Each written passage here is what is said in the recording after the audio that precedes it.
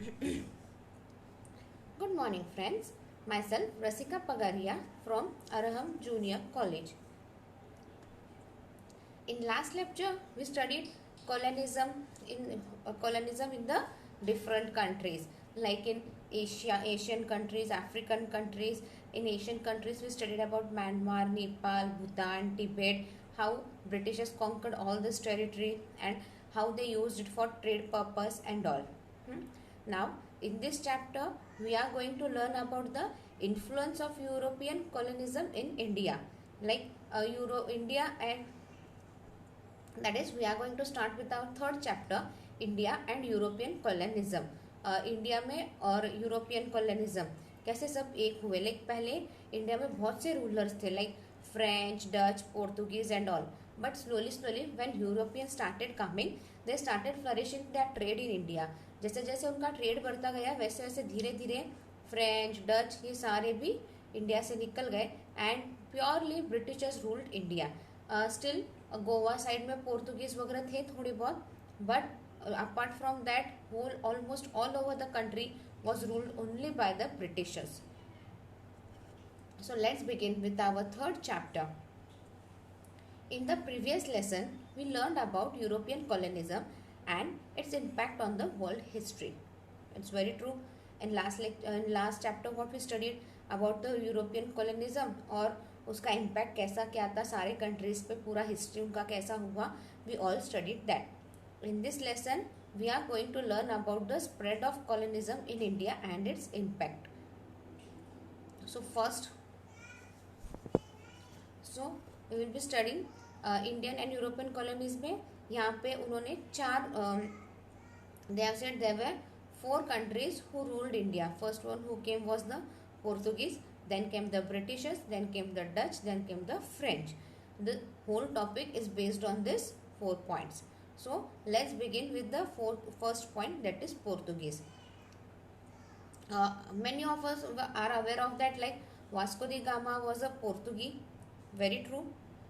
हम सबको पता है Vasco da Gama was the first sailor who reached India. First he reached the port of Calicut, right? That is, he came first while traveling. पहले वो Africa में पहुंच गया था, ट्रैवल करते करते वो suppose to come to India. But in Africa, he met an Indian navigator who guided him, and with his help, he came to India. And he was the first Portuguese who came to India. He was the first person who found the trade route to India. After that, he took the permission of king in Calicut and he started trade with India and Portuguese. और फिर वही रास्ता British ने use किया and they came up here and they started their colonies over here. So let's start. Vasco da Gama, a Portuguese seafarer, reached the port of Calicut in 1498. See, Vasco da Gama was the Portuguese. He reached the port of Calicut in 1498.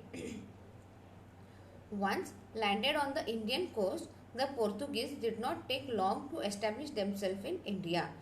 जैसे ही वो India में पहुंचा Vasco the gamma, he didn't take long time. उसने he took the permission of king and he started trade with Portuguese and India.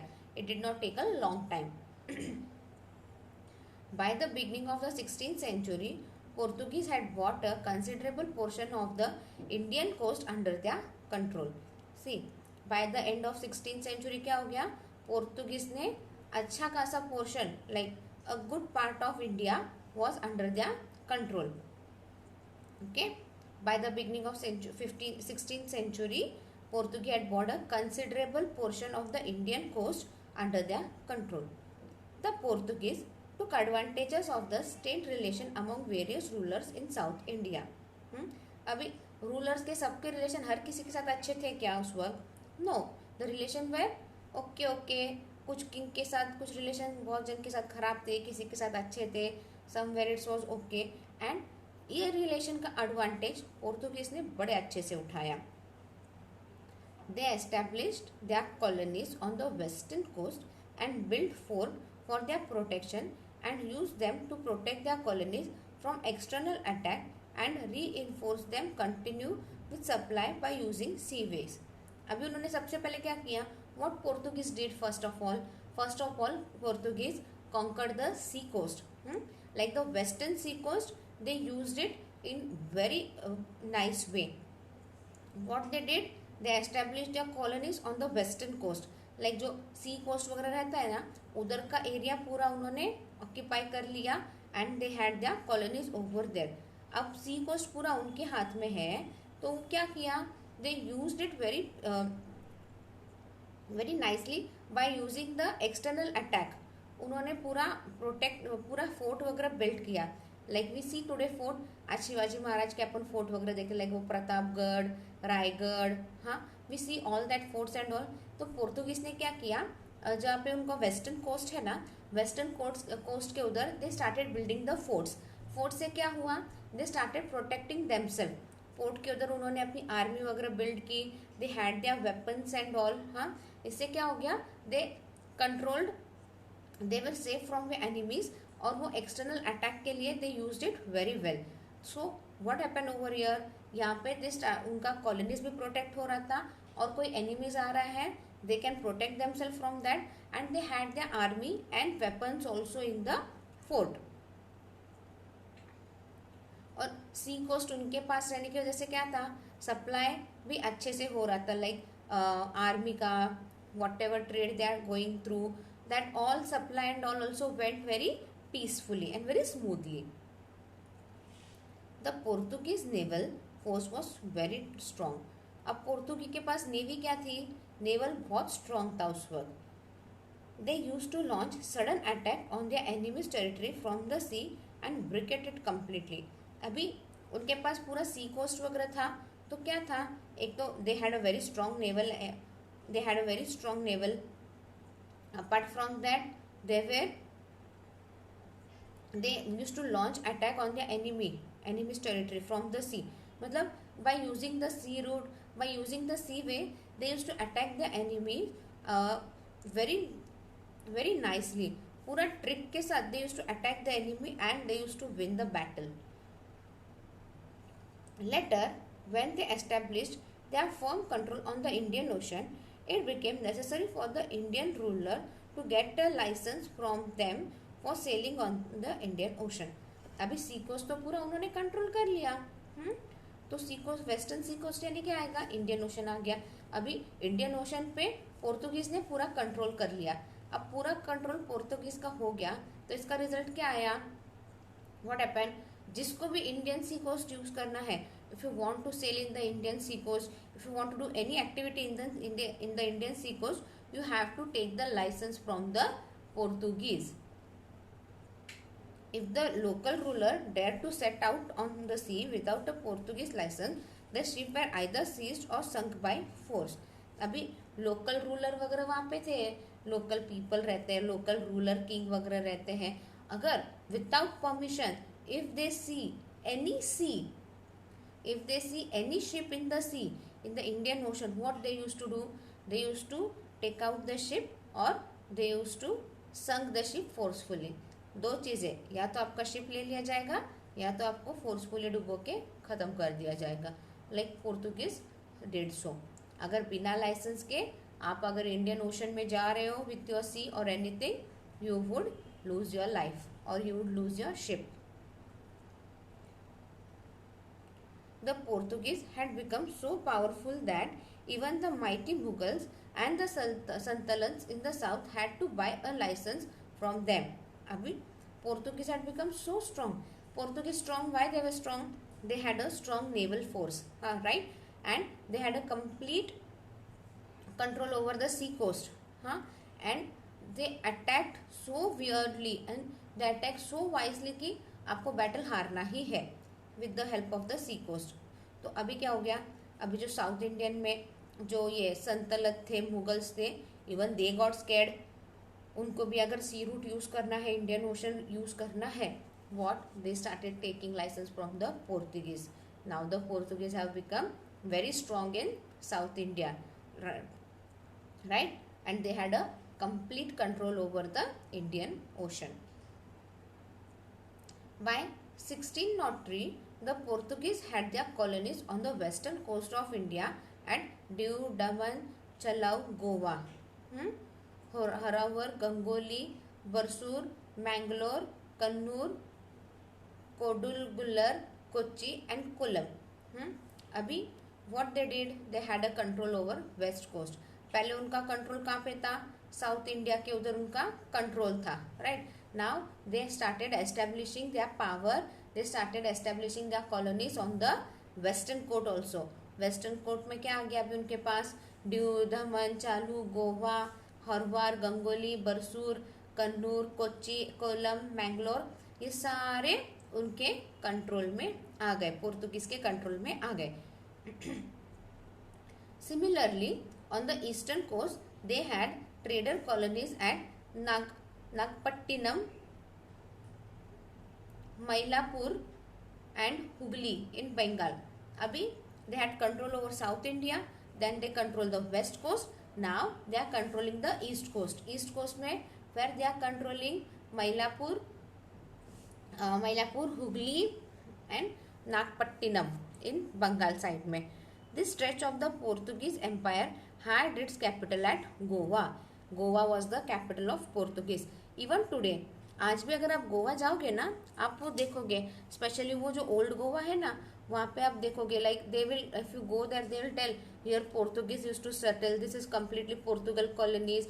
और थोड़े घर भी है ना वहाँ पे लिटरली पोर्तुगीज स्टाइल में है, like some typical that Portuguese style, or even today you can go and see the Goa.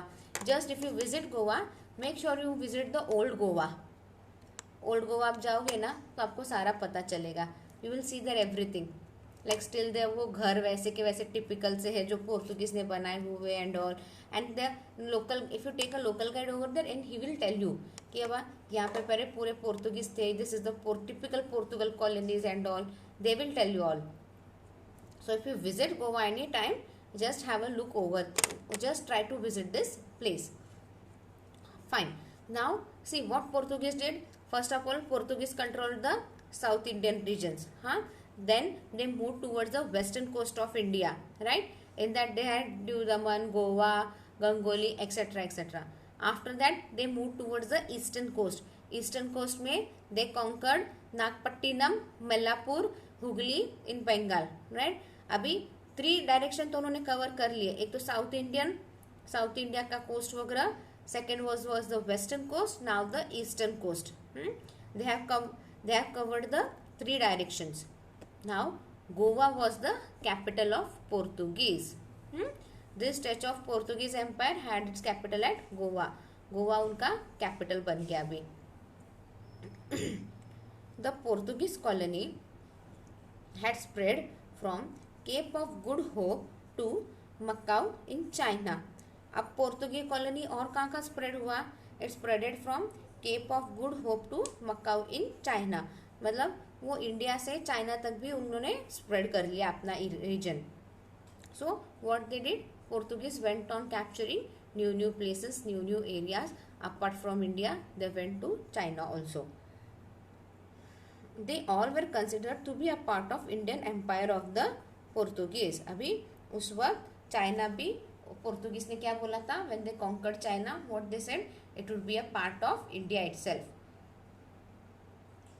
There were several office holders appointed by the Portuguese king. There were बहुत से ऑफिसर्स अपॉइंट किए थे by the Portuguese king. जैसे अपन British के वक्त बोलते हैं कि वॉइस रॉय अपॉइंट हुआ है, like Lord Dalhousie and all, उसी तरह पोर्तुगीज ने भी बहुत से ऑफिसर अपॉइंट किए थे who look after their territory. Viceroy Captaino I General, Viceroy and General of the Army for 3 years tenure. अभी he was the Viceroy Captaino I General. He was, ये क्या था, ये आर्मी का उनका हेड था and it was for 3 years. There used to be a Viceroy board to assist the Viceroy, which include the Archbishop of Goa, a judge chancellor in charge of company possession, captain and few aristocrats from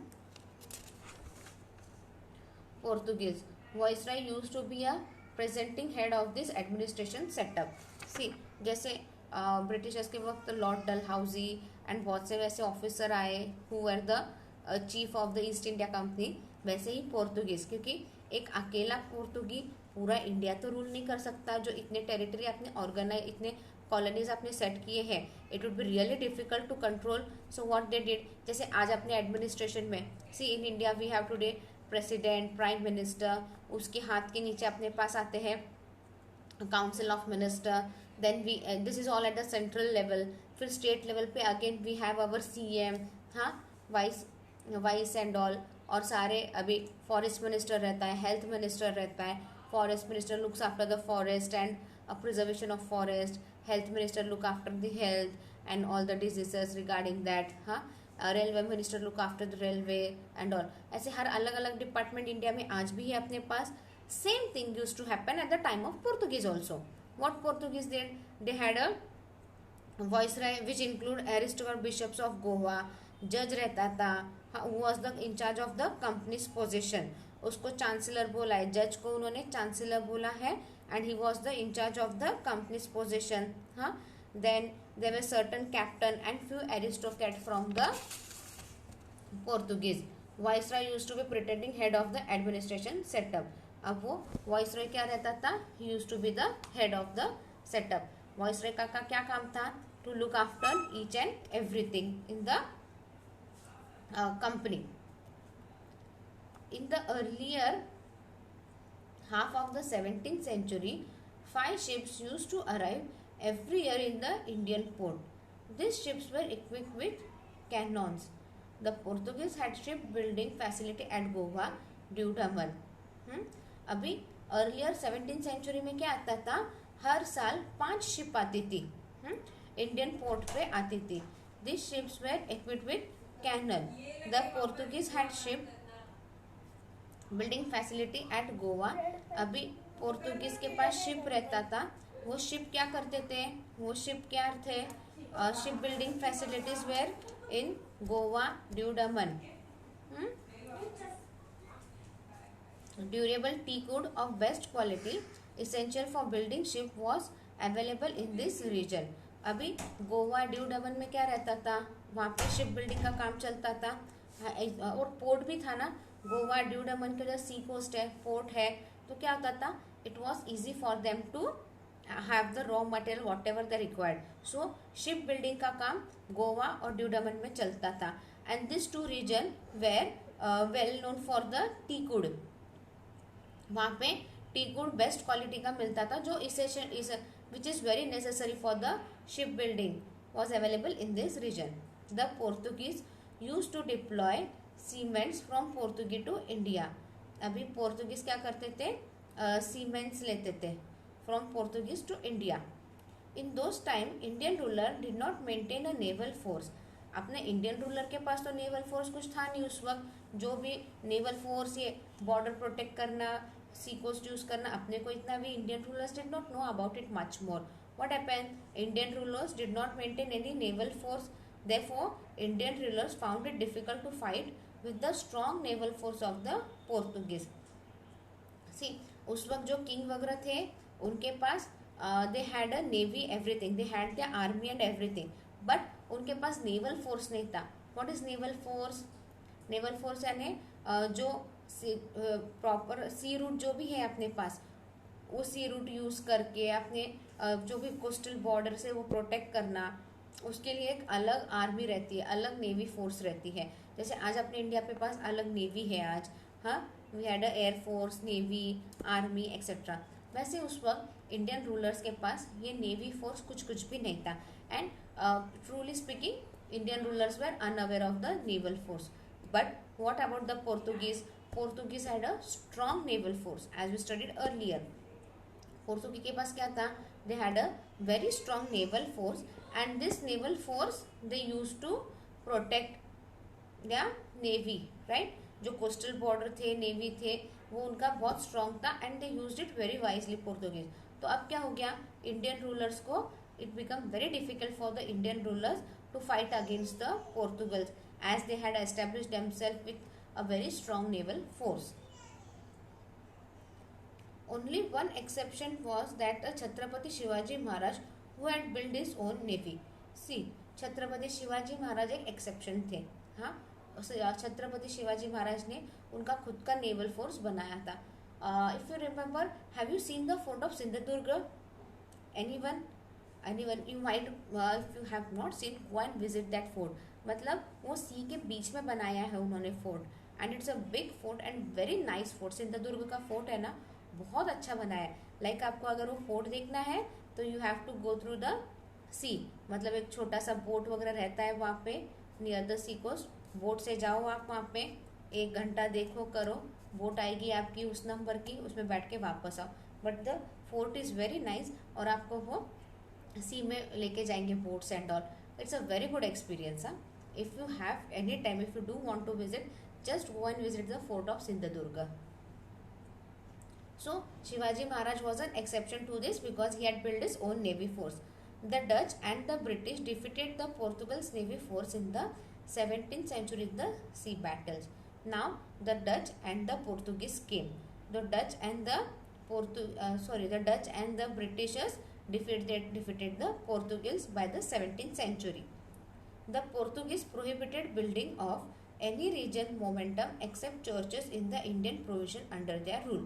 अब पोर्तुगीज क्या थे, what Portuguese used to से कि कोई religion का मंदिर कुछ भी नहीं बनेगा. आपको बनाना है तो आप सिर्फ चर्च बनाओगे इन the Indian provision under their rule. उनके रूल में इंडिया में सिर्फ चर्च बनेंगे. If you visit Goa, Goa में आप देखोगे बहुत सारी चर्चेस वगैरह हैं. एक दो चर्च वो सेंट मैरी का वगैरह कुछ तो बहुत फेमस है. वो बोलते कि बाबा वो चर्च में बॉडी है समथिंग, क्राइस्ट किसकी बॉडी है, मैरीज की कुछ तो बॉडी है, और वो बॉडी इट्स स्टिल लाइक वो it didn't turn into like bones and ash, it didn't turn into, वो बॉडी आज की वैसी ही है. और हर साल या something in once in year और thrice in year they take out the body और वो वापस रखते हैं. ऐसा कुछ तो स्टोरी है वो एक चर्च का. गोवा में एक फेमस चर्च है, उस चर्च का ऐसा कुछ तो स्टोरी है. If you visit Goa, go to that church and ask their local people, they will tell you the story and it's very interesting to hear that. So Portuguese ने क्या बोला, आपको सिर्फ चर्च बनाने इंडिया में, और कोई रिलीजन का मॉन्यूमेंट कुछ भी नहीं बनेगा. They also prohibited celebration of religion festival और वेडिंग फंक्शन. अब पोर्तुगीज ने क्या बोला, और they also prohibited celebration of religious festival और वेडिंग फंक्शन. कोई वेडिंग नहीं होगा, कोई फेस्टिवल सेलिब्रेट नहीं होगा. The Portuguese ruler also tried to suppress the local language. Portuguese ने क्या किया, लोकल लैंग्वेज में भी बात करने को लोगों को मना किया. People were offered employment with the intention to attack them to Christianity. अभी लोगों को काम देते थे, बट इंटेंशन क्या था काम देने का, so that they adopt the Christianity. वो उनका जो भी रिलीजन है वो रिलीजन चेंज करके वो क्रिश्चियन बन जाए. It was the main M of the people. In the beginning of the rule they made Goa a free port. जब ये पोर्तुगीज थे स्टार्टिंग में, उन्होंने गोवा ये फ्री पोर्ट बनाया था. हाँ, फ्री पोर्ट बनाने से क्या हो गया, that resulted in attacking traders from various country to Goa. फिर उससे क्या हो गया, वेरियस कंट्रीज ने, वेरियस ट्रेडर्स ने अटैक किया थ्रू गोवा से, और ये तो ऐसे धीरे धीरे करके गोवा से सब अंदर आने लग गए, क्योंकि Goa was the free port, right. So this was all about Portuguese. In next lecture we will studying the Britishers, Dutch and French. Thank you.